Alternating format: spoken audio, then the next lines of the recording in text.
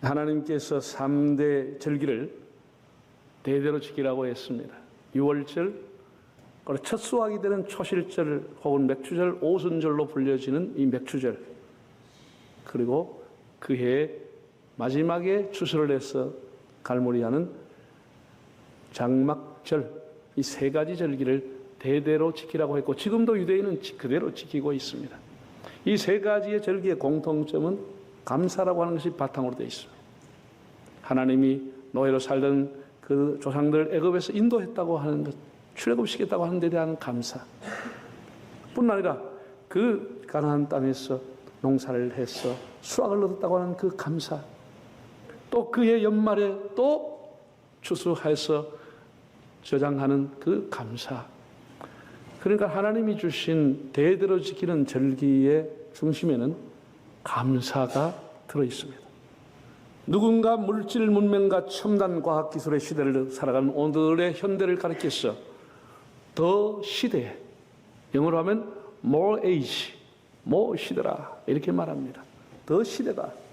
더. 어디서 많이 들어보는 소리 아니요? 어디서 그런 소리 합니까? 음주 축정할 때 하는 소리입니다. 더 많이 벌어야 되고, 더 많이 가져야 되고, 더 좋은 차를 타야 되고, 더 넓은 아파트를 가야 되고, 더 좋은 집으로 가야 되고, 더 높은 권력을 추구하고, 더 큰 쾌락을 추구하는 오늘의 시대를 더 시대라고 말합니다. 예수님께서 누가복음 12장에 삼가 탐심을 물리쳐라, 사람의 생명이 소유에 있지 아니한다고 말씀했습니다. 누구든지 자기의 위치와 분수를 지키고 자족하고 탐욕을 버리면은 현재보다 10배, 100배 더 행복하고 복된 삶을 살 것인데, 현대인은 더라고 하는 중병에 걸려가지고 감사가 사라진 것입니다. 얼굴에는 원망과 불평과 좌절과 분노가 가득한 그런 불행한 삶을 살아가고 있는 겁니다. 아무리 있으면 뭐합니까? 행복하지 않은데. 아무리 많으면 뭐예요? 감사할 줄 모르는데. 그래서 어떻게 행복한 인생이 되겠습니까? 제가 지난주에 여러분에게 말씀드린 것처럼 모세는 그 삭막한 광야의 생활, 아무것도 없는 광야의 생활을 해고하면서 하나님이 우리와 함께 하심으로 우리에게는 뭐가 없었다고요? 부족함이 없었다. 하셀로 하나님이 우리와 함께 하심으로 부족함이 없었다고 했습니다. 다윗은 자기의 삶을 해고하면서 하나님이 나의 목자가 되심으로 내 인생에 하셀로 부족함이 없었다라고 고백을 했습니다. 하나님이 함께하는 사람은 항상 그렇게 자족하며 감사하며 살아가는 것입니다. 바울은 빌립보 4장에서 어떠한 형편에 처하든지 내가 자족하기를 배웠노니 풍부에 처할 줄도 알고 빈곤에 처할 줄 알아 일체의 비결을 배웠노라. 내게 능력 주시는 자 안에서 내가 모든 것을 할 수 있느니라고 고백했습니다. 우리 그리스도인은 감사의 조건이 있을 때만 감사하는 사람이 아니고, 바울이 빌립보 감옥에서 감사할 때 하나님의 능력을 깨닫게 되듯이, 선지자 하박국이 비록 무화과 나무에 그리고 포도나무에 우리의 양이 없을지라도, 열매가 없을지라도 구원의 하나님을 인하여서 기뻐하고 감사하고 찬양하는 삶이 그리스도인의 삶입니다. 오늘 성경 본문 시편 100편은 표제 감사의 시라고 되어 있습니다. 시편 93편에서 100편까지는 통치자 하나님, 만왕의 왕이신 하나님께 격조 높은 가락과 내용으로 하나님 앞에 감사하는 내용으로 되어 있습니다. 그래서 지금 유대인들도 회당에서 하나님을 예배하고 찬양할 때 많이 쓰여지는 시편입니다. 특별한 해석이 필요하지 않아요. 해설이 필요하지 않아요. 그냥 그대로 읽으면 내용을 우리가 다 알 수가 있어요. 다시 우리 1절, 2절, 4절을 한번 화면을 보고 읽어보실까요? 온 땅이여 여호와께 즐거운 찬송을 부를지어다. 기쁨으로 여호와를 섬기며 노래하면서 그 앞에 나아갈지어다. 감사함으로 그의 문에 들어가며 찬송함으로 그의 궁정에 들어가서 그에게 감사하며 그 이름을 송축할지어다. 온 땅이여 즐겁게 하나님을 찬송하라. 즐거운 마음으로 하나님 앞에 나가라. 감사함으로 찬송함으로 기쁘게 하나님을 높여드리라. 이렇게 말씀하고 있습니다. 왜 하나님 앞에 감사해야 되죠? 왜 하나님 앞에 찬송해야 되죠? 그 이유도 3절에 다 나와 있습니다. 왜 하나님 앞에 감사 찬양해야 되느냐? 3절 한번 읽어볼까요? 여호와가 우리 하나님이신 줄 너희는 알지어다. 그는 우리를 지으시니요 우리는 그의 것이니 그의 백성이요 그의 기르시는 양이로다. 하나님은 우리를 지으시니요 우리는 그의 것이니 그의 백성이요 그의 기르시는 양이로다. 인간이 하나님 앞에 감사와 찬양해야 될 이유가 명백하게 나와 있습니다. 아주 분명하게 나와 있습니다. 하나님과 나와의 관계라고 하는 겁니다. 하나님과 우리 인간과의 관계, 어떤 사이인지를 가르쳐주는 내용입니다. 제가 한 달 전에 후배 아끼는 목사님이 진로에 있어서 아주 중요한 상담을 요청해 왔습니다. 그래서 자기 형편, 자기 현재 있는 사정들을 다 듣고 제가 건면해 줬습니다. 자네가 인생을 60을 살아왔는데 중요한 것은 조금 더 좋은 자리, 조금 더 보수가 좋은데 조금 더 인간적으로 좋아 보이는 곳, 그런 것을 선택의 기준으로 삼지 말아라. 이만큼 살아왔는데 이제는 모든 것을 결정할 때 관계를 우선시하고 살아라. 지나온 맺었던 사람과의 인연, 교회와의 인연, 관계를 다 깨버리고 아무리 좋아도 가지 말아라. 그럼 결코 행복한 길이 못 되고 결코 너의 인생의 꽃길이 아니다. 관계를 중요시하는 그런 길을 선택해야 행복하게 되는 것이다.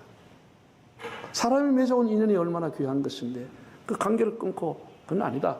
제가 이렇게 건면을 드렸습니다. 지난주에 저한테 문자가 오고 전화가 또 왔어요. 네. 목사님 말씀대로 그렇게 따르겠습니다. 그럼 시편의 100편은 왜 우리가 하나님 앞에 감사하며 찬양해야 되느냐라고 하는 데 대해서 하나님과의 관계를 얘기하고 있습니다. 하나님과 나와의 사이가 어떤 사이냐라는 것입니다. 이 하나님과의 관계가 깨어지면 모든 것을 다 잃어버리고 마는 것입니다. 그냥 유리잔이 깨지듯이 다 깨져버리고 마는 것입니다. 다 새버리고 마는 것입니다. 하나님과 어떤 관계지요? 첫째는 그는 우리를 지으신 분이라고 했어요. 지으신 분. 한번 따라할까요? 하나님이 나를 지으셨습니다. 하나님은 나의 창조주입니다. 하나님과 나의 사이의 관계라고 하는 것은 하나님은 창조주요 나는 그가 지음받은 피조물이라고 하는 것이죠. 이게 명확하게 신앙 고백이 돼야 그 사람의 삶이 하나님과의 복된 관계가 유지가 되는 겁니다. 그는 우리를 지으시니요. 그래서 하나님을 찬양하고 감사하는 것입니다. 여러분, 하나님을 떼어놓고 사람만 생각할 수 없잖아요. 아무리 당신이 대단해도 부모를 떼어놓고 당신이 혼자 존재할 수는 없는 겁니다. 우리가 하나님 떼어놓고 내 혼자, 사람 혼자, 내 혼자 있을 수가 없는 겁니다. 하나님은 한 사람 한 사람을 다 하나님의 작품으로, 걸작품으로 지으셨고 하나님 보시기에 좋았더라고 했습니다. 인체를 연구한 학자들은 공의하는 말이 너무나 인체가 정밀하고 세밀한 조직으로 유기적인 연합으로 상호작용을 하고 있다. 연구하면 연구할수록 하나같이 인체는 신비하고, 신비라고 하는 말은, 미스터리라고 하는 것은 설명할 수 없는 것입니다. 인체는 신비한 것이다. 장기도 신기한 것이다. 요 안에 내부에 있는 피와 모든 것이 상호작용을 한다고 하는 것 자체가 신비한 것이다. 그렇게 얘기합니다. 네. 누군가 설계했고 누군가 만들었다. 그런 얘기죠. 뭐 우연히 저절로 사람이 커가면서 필요에 따라 생겨지는 것이 아니고 태아에서 태어나서 한 살도 안 된 그 어린아이가 모든 장기를 100% 다 갖추고 살아가는 것입니다. 크면서 조금 더 장기가 커질 수는 있겠지만 100% 있는 그대로를 가지고 살아가는 것입니다. 완벽한 사람으로 태어나는 것입니다. 신비하죠. 만든 분이 있다는 것이죠. 다윗이 일찍이 주전 1000년경에 살았던 다윗이 3000년 전에 이 놀라운 이 신비를 깨달았다는 거예요. 다윗은 엄청나게 영감을 많이 받은 사람이에요. 시편 139편 한번 화면을 보고 읽어보실까요? 주께서 내 내장을 지으시며 나의 모태에서 나를 만드셨나이다. 내가 주께 감사하오면 나를 지으심이 심히 기묘하심이라. 주께서 하신 일이 기이함을 내 영혼이 잘 아나이다. 하나님이 나를 어머니 못해서 지어주셨고 나를 신묘막측하게 지었다. 신비롭게 나를 지었다. 이렇게 다윗이 고백했습니다. 조선어 성경을 보면 더 마음에 와닿게 기록됐더라고요. 조선어 성경 한번 읽어볼까요? 당신은 오장육부 만들어주시고 어머니 뱃속에 나를 빚어주셨으니 내가 있다는 놀라움, 하신 일의 놀라움, 이 모든 신비들 그저 당신께 감사합니다. 당신은 이 몸속을 속속들이 다 아십니다.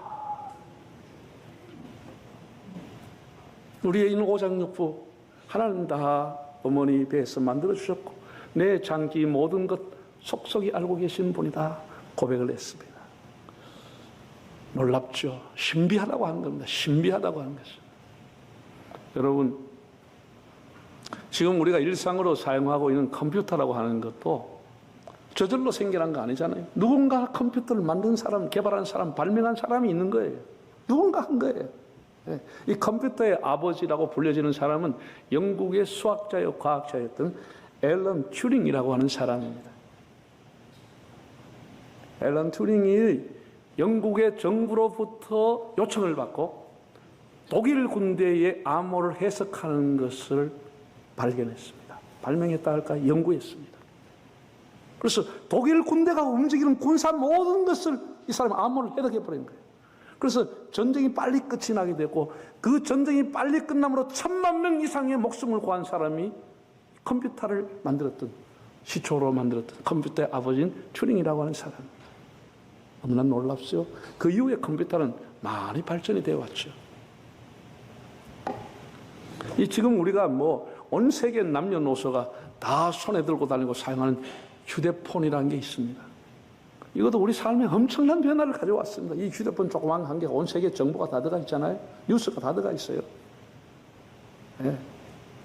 이 휴대전화의 아버지, 미국의 모토로라 개발 부장이었던 마틴 쿠퍼라고 하는 사람이 1973년도에 개발했습니다. 유선이 아니고 무선으로 멀리 떨어져 있으면서 서로 통화가 될 수 있는 놀라운 일입니다. 전파를 통해서 놀라운 일입니다. 마틴 쿠퍼라고 하는 사람이 휴대전화의 아버지입니다. 그 후에 많이 발전이 되어 왔죠. 여러분, 지금은 정말 두려운 마음으로 우리가 지켜보고 있는 것은 앞으로 AI의 시대, 챗 GPT의 시대가 도래했습니다. 앞으로 우리 세상을 어떻게 바꿀지 아무도 가늠할 수가 없습니다. 문명사에 엄청난 전환기를 가져올 인공지능 시대가 왔습니다. 완전히 우리 삶을 바꿔놓습니다. 상상을 초월합니다. 이 AI의 아버지가 구글의 부사장 제프리 힌턴 박사입니다. 이 힌턴이 얼마 전에 구글 회사를 떠나면서 남긴 말입니다. 악의적인 사람들이 AI를 사용할 때 인류에는 큰 재앙이 다가올 것이다. 그러면서 이 사용을 제한시켜 줄 것을 개발자가 제의를 했습니다. 사용 범위를 제한해 달라는 것입니다. 악의적인 사람의 손에 이 AI가 들어갔을 때 엄청난 대형 재난이 일어날 수 있다. 이걸 경고했습니다. 엄청난 앞으로 변화를 가져올 게 AI 챗 GPT라고 하는 겁니다. 지금 스마트폰 이상으로 변화가 옵니다.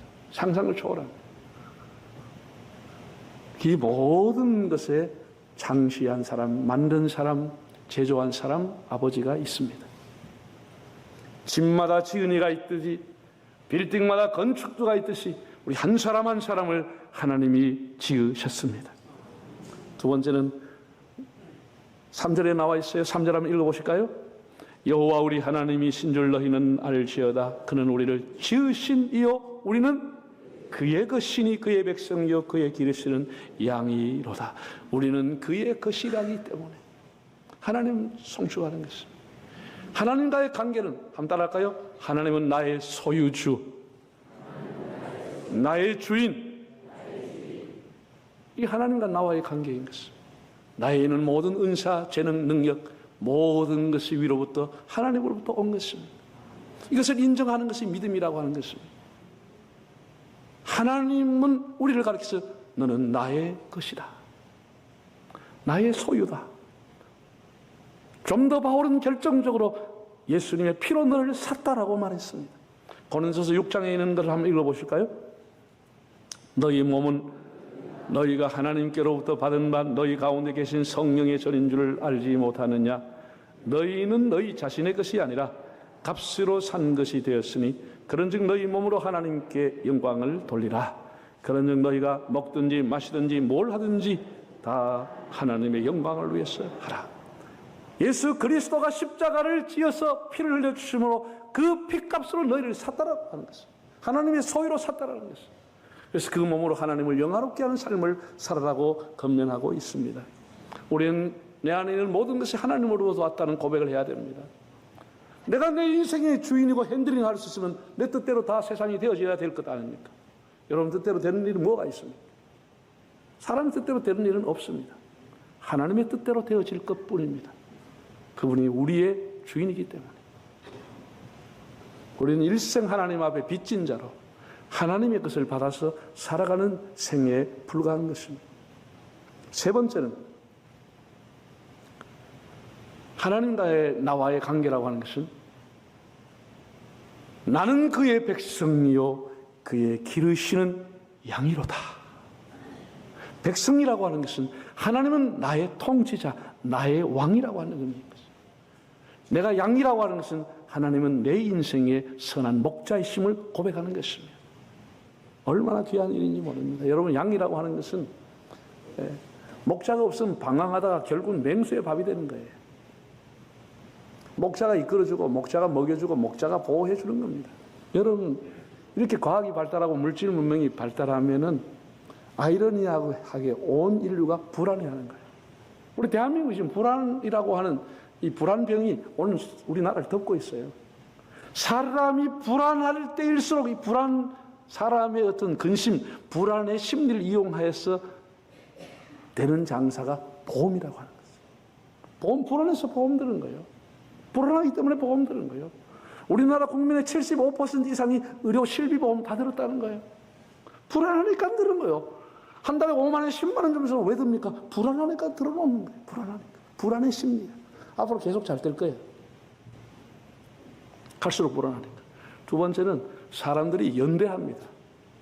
연대하고 조합을 만들고 연동을 하고 네트워크를 형성하는 거예요.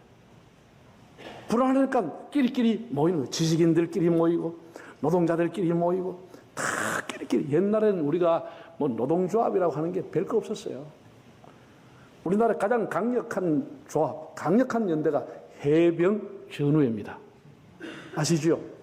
곳곳마다 뻘건 거 해놔놓고 막 그 기수가 다 있어가지고 막 나이도 관계없고 기수별로 가면 다 서열이 다 정해져 있어요.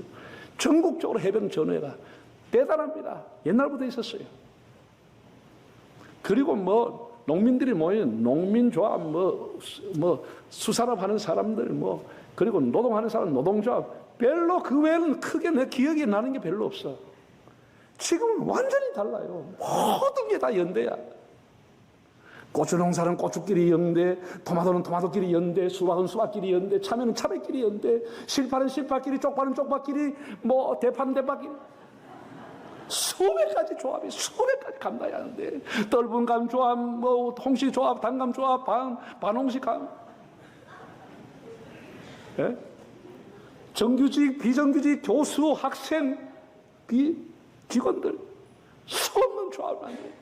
버스가 똑같은 거 아세요? 아니에요. 버스는 버스대로, 화물차는 화물차대로, 지하철은 지하철대로, 또 KTX는 KTX대로. SS 또 기차 또 있지? STR은 STR. 수백 개를 만들어가 조합을 만들었어요. 조합. 기가 막혀요. 우리나라만큼 이렇게 끼리끼리 만들어 놓는 이유가 뭐예요? 우리가 연대해야 이익을 챙길 수 있다는 것이죠. 우리가 연대해야 무시당하지 않고 우리 이권을 쟁취할 수 있다는 것이죠. 얼마나 기가 막힙니까? 그래서 그 조합이 뭐야? 뭉치자, 하되라, 치게라, 박살내라 하는 거 아니요? 그래가 좋은 게 뭐 있어? 사람들마다 적대감만 생겼지. 분노심만 일으켰지. 증오심만 일으켰지. 우리가 더 행복했었습니까? 무슨 유익이 있었습니까?